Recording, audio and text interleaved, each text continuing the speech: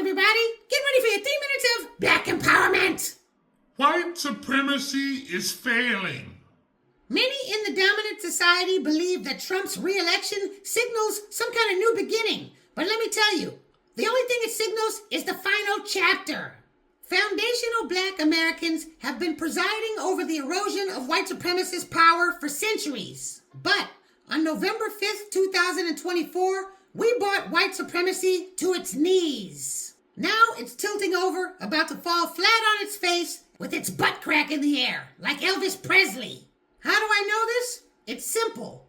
The key pillars that hold white supremacy up are all shattering. It's already beyond their ability to repair, and I am loving every single minute of it. Let's run through it, shall we? Number 1, the Democratic Party is finished, and there isn't going to be a comeback. Our influence on FBA voters is real and growing exponentially. Even the 92% is abandoning them, so they've all but lost their core constituency. And they will never get those conservative white voters, so moving more and more to the right is a dream. Even if they came up with the perfect scheme, getting their message out through all this political chaos is a virtual impossibility. The only message that the Democratic Party is giving loud and clear is the fact that they will bend over backwards for an illegal alien. That is a recipe for disaster. Ignoring black demands has finally hit a political dead end. Even if they formed a new party, as long as it's based in the same anti-black principles, it'll be dead on arrival. The Democratic Party is the central pillar of white supremacist control over the FBA population, and now it is dying on its deathbed. That cannot be a good thing for them. Number 2, the Republican Party is finished too. They just don't know it yet.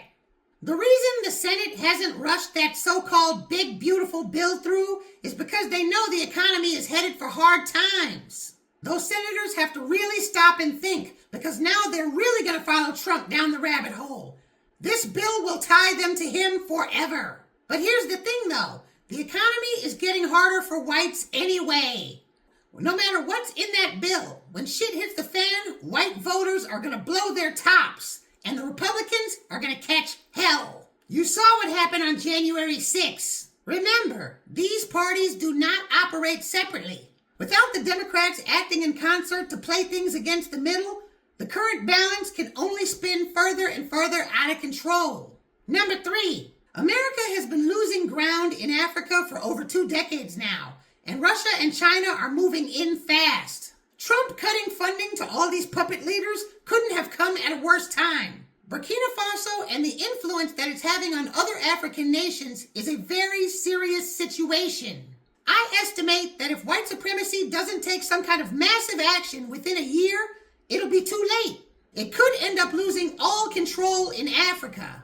The West built all of its wealth from raping Africa, and now the West is more dependent on Africa than ever before, especially with all this computer and EV stuff. Russia and China's very futures depend on Africa flipping. I made a video a while ago talking about why I believe World War III will not happen.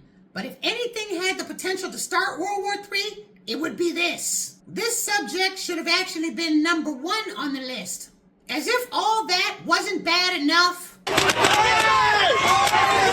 We begin tonight, though, with a live look in Los Angeles. Protesters by the hundreds spread to the freeways in and around downtown Los Angeles, blocking traffic. A series of federal immigration sweeps sparked heated protests across the city for the past 2 days. By Saturday, law enforcement and riot gear needed tear gas and flashbang explosives to dispel crowds. The added manpower has only deterred some from speaking out. A group of protesters were seen shouting at several armed troops in downtown LA on Sunday. Critics say the deployment of the National Guard is an abuse of power. These ICE raids are pissing Hispanics off everywhere, and I do not give a damn. We are not involved. Let the Navy make those fuckers spin on their heads like Beach Street. They have been horrible to us. Absolutely horrible. Number 4, Trump's immigration policies are waking up non-black minorities nationwide. They're waking up to the fact that they ain't white. And most importantly, they have no black support. It's not just Hispanics, it's all of them. Even their Asian lapdogs are getting snatched up out of here. The news is just keeping it under the radar. Now that this is taking place, white supremacy has to be very, very careful about triggering us. White supremacy has spent the better part of the last 150 years cultivating these minority buffer classes. Trump is waking them up out of their dreams of white acceptance. This could end up having a massive or maybe even historic effect on any future protests involving us. This has the potential to cause larger numbers of minority groups to be more inclined to back us. Family, those just might be a few things, but they are part of the main aspects of what holds white supremacy together. They are already past the point of no return. By the end of this decade, they are going to be forced to end all government-sanctioned anti-black domestic terror and give us our money in order for America to survive.